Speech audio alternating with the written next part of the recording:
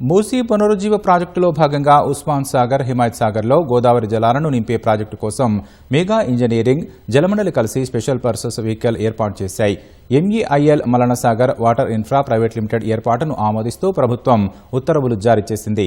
Project వ్యయంలో 60% mega engineering, 40% ప్రభుత్వం భరిస్తుంది. నిర్మాణ సమయంలో పాటు 10 ఏళ్లు చెల్లించే వాయిదాలకు 10.36% వడ్డీ చెల్లించాలని జలమండలి తీసుకున్న నిర్ణయాన్ని ప్రభుత్వం అంగీకరించింది.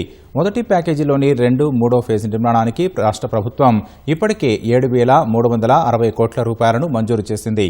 ఈ ప్యాకేజీలో మల్లన్న సాగర్ నుంచి ఘన్పూర్ వరకు 2 వరుసల్లో 10 TMCల సామర్థ్యంతో 2 పైప్లైన్లు నిర్మించనున్నారు.